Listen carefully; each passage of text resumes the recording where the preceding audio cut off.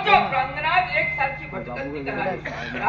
तर हे विश्व कार्य सुरळीत चालावं, देव कार्यात सहभागी म्हणून देवतांचं अनुयायित्व स्वीकारलं. पण भगवंता आजच्या दिवशी हो नामस्मरण करीत करीत या पाताळ घोणात माझा आत्मा झालाय.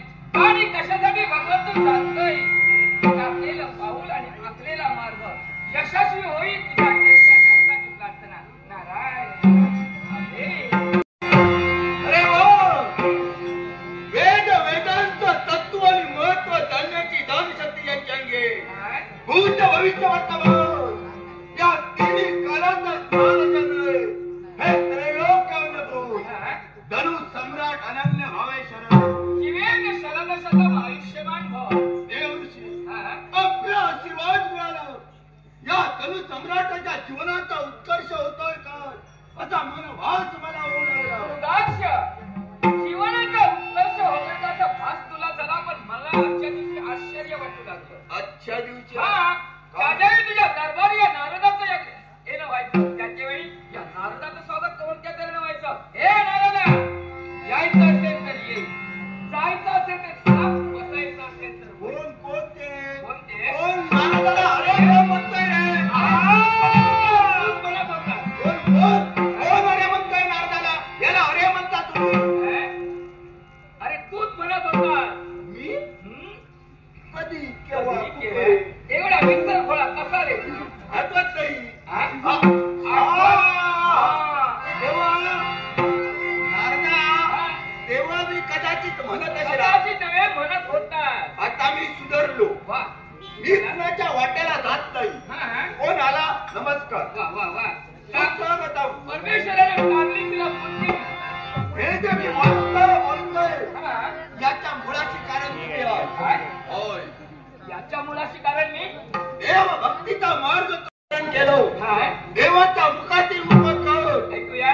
सद्धर्मानं जर का वागला असेल, पुण्य संचय जर का तुझ्या ठाई वाढला असेल, निश्चित चिंतन काय काय असं देवानं सांगितलं आणि ते तू आचरणात आणलं.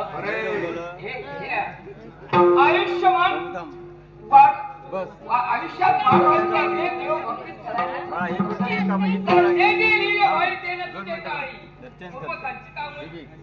सर्व काही जे जे लिहिलं भाई ते चुकेना कदा काळी. मग मला सांग, ज्या शिवशंभू महादेवाची मी भक्ती केली, देवाने सांगितलं पुण्य संचय जर का वाढला असेल तर अजिंक्य वाढला देव आणि भंग की अभंग. अरे अभंग काही वाढला तर तू तुझ्या आयुष्यामध्ये जीवनात माया करण्याचा मी आरंभ आहे. सांगतोय काय पुण्य गोष्ट. वा वा वा. कोणत्या तरी नारदा यज्ञ यागाचा आरंभ मी करणार आहे. माया जीवनात मला संपन्न करायचंय. पण आजपर्यंत माझ्या पूर्वजांनी केव्हा केला नाही. मी कधी केला नाही. माया कसा करतात याचं मार्गदर्शन तू कर. मार्गदर्शन मी करायला हवं. ठीक आहे. मार्गदर्शन करण्यासाठी दोघांनी ऐकायला हवं. दोघांनी आणि या कुणाला बोलवू. कुणाला म्हणजे पत्नीला आणि यादाला दाम्पत्याने बसायला हवं. पत्नीला म्हणजे माझ्या बोलू की शेजाऱ्यांच्या बोलू. आता शेजाऱ्यांचे कशाला. अरे माझं लग्न झालं नाही, तुझ्या पत्नीला कुठून बोलवू. काय अजून तुझं लग्न झालं नाही. काय उठलंय का तुझ्यावर. एवढा मोठा वाढला पाहिजे अजून लग्न झालं नाही. वयाने तू पण वाढलाय, तू लग्न केलं. अरे मी ब्रह्मचारी. मी असं ठरलं आयुष्याच्या अर्ध्यापर्यंत ब्रह्मचारी राहायचं, नंतर लग्न करायचं. मग आयुष्य मर्यादा वाढणार कशी. यज्ञ संपन्न होणार कसा. त्यासाठी पत्नी हवी. नारदा तरी एक मार्ग आहे. जर का पत्नी नसली तर यज्ञ या पूजा पाठ करायचं असेल तर सुपारी लावून बसतात. आम्ही बसू. सुपारी लावून तू बसणार आहे. अरे सुपारी केव्हा लावली जाते. एखाद्याची पत्नी भांडून जर माहेरी गेली असेल ती येत नसेल ना तर सुपारी लावली जाते. समजलं. बरीच माहिती आहे.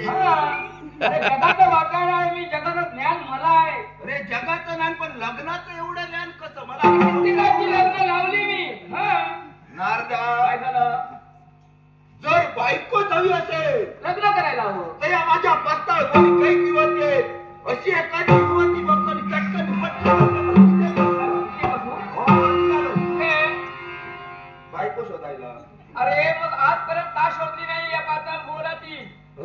आजपर्यंत लग्नाचे विचार आलेच नाही. मग या पाताळमुळे शोधणार. अरे तुझं सौंदर्य कुठे, त्यांचं सौंदर्य कुठे? एकीचा डोळा इकडे, एकीचं नाक तिकडे, तोंड जर बघायला नको अशी योजना शोधेल. मला आता तू ब्रह्मचारी असल्यावर संशय येऊ लागला. तू ब्रह्मचारी म्हणून सांगतोय की स्त्रियांच्या तोंडावर तुझं लक्ष कशाला? स्त्री असो, पुरुष असेल, लहान असो, मोठा असो, मला सर्व सारखेच असतात. प्रत्येकाजवळ नजर माझी सारखीच असते. नारदाच्या पाताळ भुवनातील स्त्री मला चालणार नाही. मग स्वर्ग, मृत्यू आणि पाताळ जाती विचारात तुझं बरोबर. माझ्या सौंदर्याला शोभे, माझ्या प्रतिष्ठेला साजेल अशी एखादी युवती तुझ्या पाण्यात.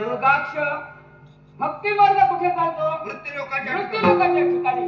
मग तुला जी पत्नी हवी ती भक्ती मार्गाचं ज्ञान असणारी, तुला सहकार्य करणारी, म्हणजे त्या मृत्यू लोकातील एखादी युवती पसंत कर, तिच्याबरोबर लग्न कर आणि नंतर या महायागाला सुरुवात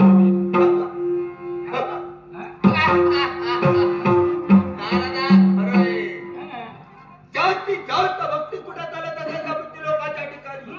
आणि मृत्यूलोकातील एखाद्या युवती बरोबर जर का माझा विवाह झाला असेल, भक्ती मार्गातील जास्तीत जास्त माहिती मृत्यूलोकातील लोकांना आहे. म्हणजे माझ्या भक्ती मार्गात सहकार्य तिथं होईल. लवकरात लवकर जास्तीत जास्त मला पुण्य प्राप्त होईल. माझ्या पाताळ भुवनाचा त्याग करून